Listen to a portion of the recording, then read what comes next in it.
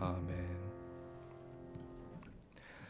이 시간 우리에게 주신 하나님의 말씀은 시편 38편 1절에서 22절입니다. 시편 38편 1절에서 22절입니다.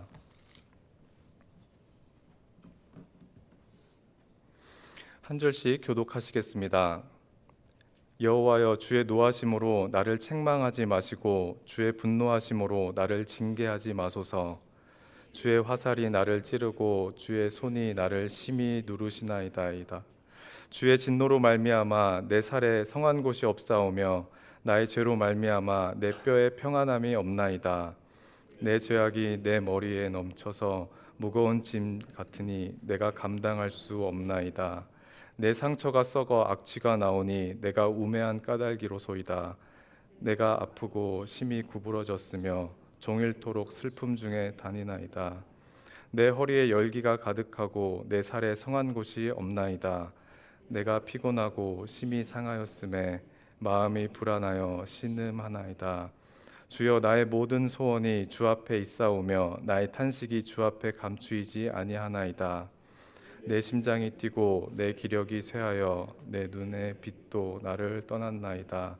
내가 사랑하는 자와 내 친구들이 내 상처를 멀리하고 내 친척들도 멀리 섰나이다. 내 생명을 찾는 자가 올무를 놓고 나를 해하려는 자가 계약한 일을 말하여 종일토록 음모를 꾸미오나 나는 못 듣는 자와 같이 듣지 아니하고 말 못하는 자와 같이 입을 열지 아니하오니 나는 듣지 못하는 자 같아서 내 입에는 반박할 말이 없나이다. 여호와여, 내가 주를 바랐사오니 내 주 하나님이 내게 응답하시리이다. 내가 말하기를 두렵건대 그들이 나 때문에 기뻐하며 내가 실족할 때에 나를 향하여 스스로 교만할까 하였나이다. 내가 넘어지게 되었고 나의 근심이 항상 내 앞에 있사오니 내 죄악을 아뢰고 내 죄를 슬퍼함이니이다. 내 원수가 활발하며 강하고 부당하게 나를 미워하는 자가 많으며 또 악으로 선을 대신하는 자들이 내가 선을 따른다는 것 때문에 나를 대적하나이다. 여호와여, 나를 버리지 마소서. 나의 하나님이여, 나를 멀리하지 마소서. 속히 나를 도우소서. 주 나의 구원이시여. 아멘. 함께 읽은 시편은 우울하기 짝이 없습니다. 시인의 뼈저린 탄식으로 시작해 드라마틱한 변화 없이 초조하고 절박한 기도로 마무리됩니다. 하나님께서는 그런 애처로운 기도 가운데에도 도움의 손길을 내밀어 주시지 않습니다. 도움을 구하는 시인을 환히 비치고 있던 조명은 그의 메아리를 그 자리에 그대로 내버려 둔 채 서서히 꺼져버립니다. 본문 1절에서 2절입니다. 여호와여, 주의 노하심으로 나를 책망하지 마시고 주의 분노하심으로 나를 징계하지 마소서. 주의 화살이 나를 찌르고 주의 손이 나를 심히 누르시나이다. 믿는 자들이 겪게 되는 궁극적인 고통은 현실에서 맞게 되는 어려움이나 재난이 아닙니다. 우리가 아는 하나님은 전능하고 선하신 분이신데 그를 믿는 우리는 왜 이런 고통을 마주하게 되는지에 대한 다소 이해하기 복잡하고 다층적인 문제입니다. 그동안 하나님의 선하심과 전능하심을 노래하던 시인도 이러한 어려운 난관에 봉착하고 맙니다. 그래서 그는 선하신 하나님을 분노하는 분처럼 바라보고 전능하신 하나님을 마치 화살에 찔린 것 같고 무거움에 억눌려 있는 시인을 구출하지 못하는 것으로 묘사합니다. 이처럼 이해할 수 없는 상황을 놓고서 그가 할 수 있는 것은 하나님의 이름을 부르는 것이 전부였습니다. 이 점을 잘 보여주는 지점은 본문 1절이 시작하는 방식입니다. 히브리어 문법상 보통 문장의 형태는 동사로 먼저 시작됩니다. 말했다, 나는 하나님께 라는 식입니다. 그러나 본문 1절은 통상적인 히브리 문법 형태를 따르지 않고 하나님이라는 명사를 가장 먼저 두어 문장을 시작합니다. 우리가 고통 가운데 붙잡을 수밖에 없는 것은 고통의 현상이 아니라 그 너머에 계신 하나님의 이름밖에 없다는 사실을 잘 보여줍니다. 이때야말로 믿음이 활성화되어야만 하는 순간이 아니겠습니까? 우리는 그저 고통의 자리에 주저앉아서 내가 받은 고통을 바닥에 넓게 펼쳐놓은 뒤에 그것을 하나둘씩 세어 곱씹어보는 존재가 아닙니다. 우리는 하나님의 이름을 부를 수 있는 존재입니다. 절망스러운 고통 가운데서도 우리와 그리스도의 십자가로 언약을 맺으신 그 이름을 부를 수 있으며, 극심한 아픔 가운데서도 우리의 질고와 슬픔을 싸매어 주시는 아빠, 아버지가 되신 하나님의 이름을 부를 수 있는 자녀들입니다.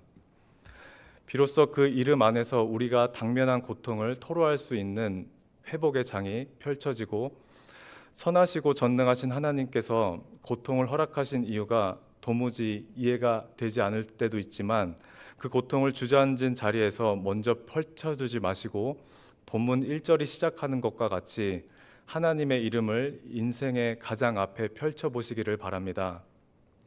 그때부터 다층적이고 복잡했던 고통의 문제를 하나님의 시선으로 보는 믿음의 역사를 경험하게 되실 것입니다.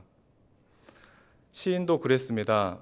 그는 하나님의 이름을 부른 뒤 그때부터 자신의 고통을 쏟아놓기 시작합니다. 본문 3절에서 8절입니다. 주의 진노로 말미암아 내 살에 성한 곳이 없사오며 나의 죄로 말미암아 내 뼈에 평안함이 없나이다. 내 죄악이 내 머리에 넘쳐서 무거운 짐 같으며 내가 감당할 수 없나이다. 내 상처가 썩어 악취가 나오니 내가 우매한 까닭이소로이다. 내가 아프고 심히 구부러졌으며 종일토록 슬픔 중에 다니나이다. 내 허리에 열기가 가득하고 내 살에 성한 곳이 없나이다.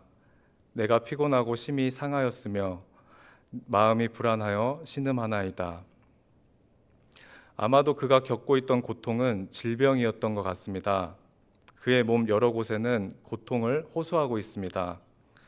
그의 살과 뼈는 성하지 않았고 머리와 허리는 무겁고 뜨거웠습니다. 몸이 아프면 마음도 지치기 마련인지 그의 마음마저도 불안으로 신음하고 있었습니다. 그런데 시인은 이러한 고통의 질병이 하나님께로부터 왔다고 생각합니다. 엄밀히 말하면 자신의 죄로 인하여 하나님께서 형벌을 내리시는 것이라고 말합니다. 다시 말해서 시인은 자신이 겪는 고통의 무게가 어찌나 컸던지 자신이 공경에 빠진 이유는 자신의 죄 때문이며, 하나님은 죄의 일거수일투족을 세시며 반드시 보복하는 분으로 말하는 것 같습니다. 그러나 하나님이 과연 그런 분이십니까? 이 질문은 우리의 질문이기도 하며, 예수님에게 사람이 맹인으로 태어난 것이 과연 누구의 죄 때문인지 묻는 제자들의 질문이기도 했습니다. 요한복음 9장 1절부터 12절이 그 이야기입니다. 맹인으로 태어난 것이 아직 땅을 밟아보지 못한 자신으로부터 비롯된 죄 때문입니까? 만약 원죄 때문이라고 생각이 드신다면 우리는 왜 맹인으로 태어난 것이 아닙니까? 맹인됨이 죄 때문이라면 그를 이 땅에 태어나게 만든 장본인들인 그의 부모들의 죄 때문입니까? 게다가 근본적으로 선하시고 전능하신 하나님께서는 왜 맹인을 이 땅에 두신 것입니까?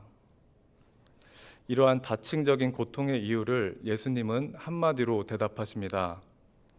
하나님이 하시는 일을 나타내고자 하심이라. 하나님께서는 인간이 당면한 고통으로 무엇을 하신다는 말씀입니까? 크게 두 가지로 이해해 볼 수 있겠습니다. 첫째는 인간과 자신의 관계 회복이고, 둘째는 영원한 생명입니다. 하나님께서 우리의 고통을 통해 하시는 일이란 죄의 형벌이 아닙니다. 고통이라는 도구를 사용하셔서 우리가 가지고 있는 한계성을 바라보게 하십니다. 고통을 마주하기 전까지 우리의 자아는 마치 내 안에 한계가 존재하지 않는 것과 같은 단단한 자신감으로 가득 차 있습니다. 결코 우리의 힘으로 넘어설 수 없는 한계의 장벽을 바라볼 때 우리는 더 이상 우리 자신을 의지하지 않게 됩니다. 그 한계를 넘게 만드실 수 있는 초월적인 존재를 의지하게 됩니다. 걷다가 넘어져 본 아이는 자신의 발걸음의 한계를 느껴 부모의 손을 꼭 잡고 걷기 시작할 것입니다. 복음은 우리에게 그분을 그리스도라고 소개합니다. 그만이 병든 자를 고치시며 눈먼 자를 보게 하시고 아픈 자를 치유하시며 죽은 자를 살리시는 분이십니다. 그래서 복음서에 나온 그의 치유 활동은 이러한 메시지를 우리에게 전해줍니다. 고통의 벽에 괴로워하고 있는 우리를 그리스도에게로 향하게 만듭니다. 그리고 그의 손을 잡아 우리의 삶을 전적으로 의지하도록 해줍니다. 우리의 고통을 가지고 하나님이 하시는 일이 또 무엇입니까? 영원한 생명입니다. 바꿔 말해서 이 세상을 일시적인 공간으로 바라보게 해주는 기능입니다. 길게 살아봐야 100년을 살 수 있는 이 세상을 비로소 영원이라는 무한적인 시간대에 두고서 바라보게 합니다. 그럴 때 영원이라는 관점에서 인간의 극심한 고통은 잠깐의 순간에 지나지 않게 됩니다. 인간이라는 존재가 내뱉는 호흡도 영원이라는 존재 시간에서는 잠깐 지나는 찰나일 것인데, 그러한 존재가 마주한 일정한 시기의 고통은 순간밖에 되지 않기 때문입니다. 그래서 우리는 그 고통에 안주할 존재가 아님을 발견하게 되어 영원한 생명을 우리 마음에 품게 합니다. 바로 이 지점에서 우리는 부활 생명을 사모하게 됩니다. 비록 육체는 고통 가운데 죽을지언정 하나님께서는 우리의 영혼이 영원한 생명의 소망에 잡힌 바 된 사실을 보도록 이를 행하시는 것입니다. 그래서 훗날 그리스도와 함께 부활하여 영원한 생명에 참여될 그날에 삶의 의미와 초점을 맞추게 하십니다. 그래서 시인은 9절에서 이렇게 고백합니다. 주여, 나의 모든 소원이 주 앞에 있사오며 나의 탄식이 주 앞에 감추이지 아니하나이다. 시인의 고통을 통해 선하신 일을 행하던 하나님은 모든 소망이 주님께 있다는 고백을 시인의 입술에서 터져 나오게 하십니다. 그것은 자신의 신체적인 한계를 맛본 자의 고백이었으며 동시에 자신의 삶에는 영원하신 하나님밖에 없다는 진리를 발견한 자의 고백이었습니다. 그 고백 안에는 자신의 모든 신음과 아픔, 절규와 기도를 하나님만이 완전히 알고 계시다는 위대한 깨달음이 담겨 있습니다. 그러한 사실을 아는 자는 하나님 앞에 절규를 결코 멈출 수가 없습니다. 더 깊이 그리고 친밀히 쏟아내기 마련입니다. 본문 10절에서 14절입니다. 내 심장이 뛰고 내 기력이 쇠하여 내 눈의 빛도 나를 떠났나이다. 내가 사랑하는 자와 내 친구들이 내 상처를 멀리하고 내 친척들도 멀리 섰나이다. 내 생명을 찾는 자가 올무를 놓고 나를 해하려는 자가 괴악한 일을 말하여 종일토록 음모를 꾸미오나 나는 못 듣는 자같이 듣지 아니하고 말 못하는 자같이 입을 열지 아니하오니 나는 듣지 못하는 자 같아서 내 입에는 반박할 말이 없나이다. 시인의 고통은 관계로 번지게 됩니다.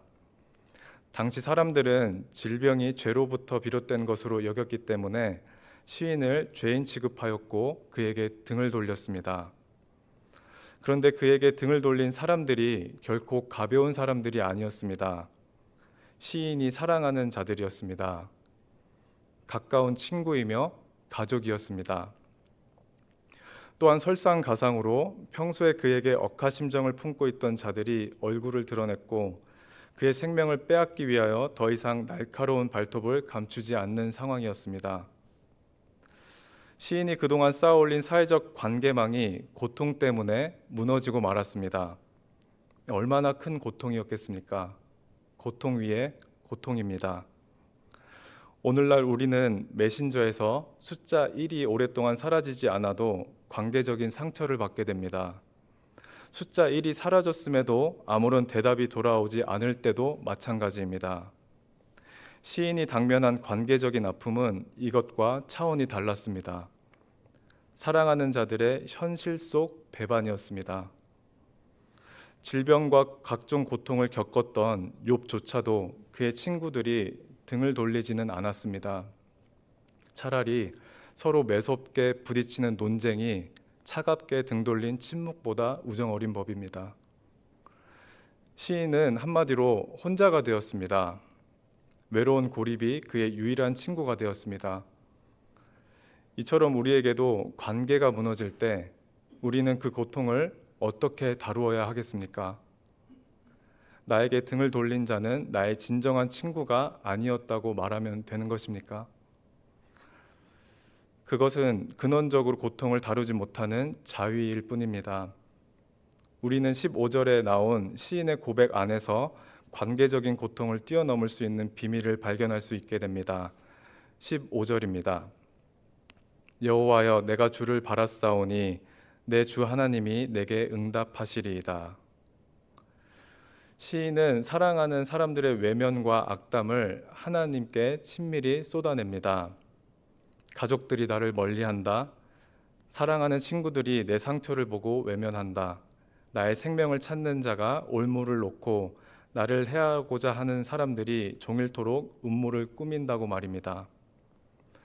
바로 여기서 우리는 시인의 진정한 친구를 발견할 수 있습니다. 바로 하나님입니다. 시인은 하나님께 자신의 고통을 온통 쏟아내는 가운데 더 이상 고립을 느끼지 않게 됩니다. 그래서 그는 하나님이 자신을 가장 사랑하는 자요, 자신의 가장 가까운 가족이며 친구됨을 느낍니다. 그래서 원문에서 시인은 자신이 겪은 관계적인 고통을 뒤이어 15절에서 곧바로 왜냐하면이라는 접속사로 시작해서 그가 하나님을 바란다고 고백합니다. 뿐만 아니라 원문에서는 시인이 하나님을 2인칭 단수 대명사를 사용하여서 당신이라고 친밀하게 칭합니다. 이런 점을 종합해서 다시 11절에서 15절을 생각해 보면 시인은 자신의 관계는 모두 등을 돌려 사라졌음에도 여전히 하나님을 바라보고 있는데 그 이유가 바로 주님이 당신, 즉 나의 가장 친밀한 존재이기 때문이라고 말하는 것입니다. 사랑하는 자들이 나에게 등을 돌릴 수 있습니다. 내가 그동안 쌓아올린 정성을 송두리째 짓밟아 버릴 수도 있습니다. 나를 향해 웃고만 있던 얼굴이 이제는 도깨비같이 무서운 얼굴을 하고서 나를 바라볼 수 있습니다. 따뜻하고 웃음기 있던 눈빛은 냉랭하게 변해버릴 수도 있으며 나에게 칭찬만 해주던 입술이 나의 마음에 비수를 꽂는 독화살로 변할 수도 있습니다. 그러나 하나님은 그렇지 않으십니다. 그는 나를 가장 사랑하는 자요, 나의 가장 가까운 친구입니다. 나의 코에 호흡을 선물한 자로서 나보다 내 안에 더욱 가까이 계신 세상 그 누구보다도 친밀한 존재입니다. 그러므로 주변 사람들이 악담을 퍼붓고 등을 돌리는 고통 가운데 우리가 누릴 수 있는 복은 하나님만이 이 세상에서 나에게 가장 친밀하게 계신 분이라는 사실을 발견하는 것입니다. 하늘로 도망쳐도 그가 거기 계시고 스올로 발걸음을 재촉하여도 그가 거기 계시며 바다 끝으로 도망쳐도 그를 결코 피할 수 없는 그런 친밀한 말입니다. 우리는 그의 친밀함에 잡힌 바 되어 그것으로부터 결코 벗어날 수 없는 사람들입니다. 친밀한 당신이라는 하나님 품에서 그만을 바라보고 있던 시인의 단잠을 깨우기라도 하듯 본문 16절에서 20절은 그를 대적하는 자들이 여전히 기승을 부리고 있었습니다. 그런데 그 이유가 재미있습니다. 본문 20절에 보면 시인이 선을 따르는 것 때문이라고 합니다. 물론 이 세상에 완전이라는 경우의 수가 어디 있겠습니까마는 믿는 자가 세상 가운데 고통을 느끼는 것은 선을 따르기 때문일 수 있습니다. 왜냐하면 선은 그만한 대가를 요구하기 때문입니다. 타락한 세상 가운데 하나님의 선을 따르기에 손해를 봐야 합니다. 믿지 않는 자들 가운데 진리의 선을 따르기 때문에 오해를 받을 때도 있습니다. 선을 따르기에 또한 따가운 눈총을 피할 수 없기도 합니다. 이것이 그리스도의 삶이 아니었습니까? 그가 선을 따라 본을 보이며 사셨기에 대적자들이 일어났습니다. 그로 인해 그의 삶에는 언제나 고통이 따랐고 결국 십자가 위에서 온갖 모욕과 수치의 고통까지 당하게 됩니다. 그러므로 우리가 겪는 고통은 우리의 죄로 인함이라기보다 우리가 하나님의 선을 따르고 살고 있음을 방증하는 길잡이 역할을 해줍니다. 그럼에도 불구하고 우리는 마음이 교만해져서 그 모든 고통을 스스로 감내하며 믿음의 길을 올곧이 걷겠노라 다짐해서는 안 됩니다. 그것은 스스로 속아 넘어가는 것입니다. 우리는 선을 따라 고통을 겪는 중에 본문 21절과 22절에 있는 간절한 시인의 기도를 하나님께 드려야 합니다. 여호와 하나님이시여, 나를 버리지 마십시오. 나를 멀리하지 마십시오. 어서 나를 도와주십시오. 주님만이 나의 구원이십니다. 라는 기도로 우리의 영혼이 하나님께 잡힌 바 되어야 합니다. 그분 안에서만이 내가 이해할 수 없는 복잡한 고통의 문제들, 관계적인 고통들이 풀릴 수 있기 때문입니다. 그래서 저와 교우님들은 고통에 넘어지기보다 오히려 고통을 주님 안에서 이해함으로 그분께 더욱 친밀히 가까워지기를 바랍니다. 기도하겠습니다.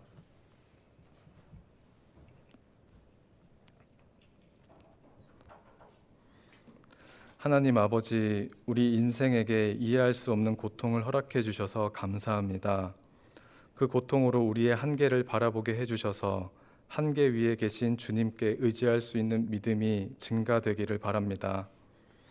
광대하신 주님 안에서 우리 인생이 순간에 불과하다는 사실을 발견하게 해주시고 주님으로 인하여 우리가 영원한 생명을 소망할 수 있도록 인도해 주십시오. 하나님, 그럼에도 우리가 현실 속에 마주하고 있는 고통들이 극심히 아프고 우리 머리로는 도무지 이해하기 어렵기도 합니다. 이런 우리를 부디 버리지 마시고 멀리하지 말아 주십시오. 우리의 이해를 도와주시고 우리의 고통에서 우리를 속히 구원하여 주십시오. 예수님의 이름으로 기도드립니다. 아멘.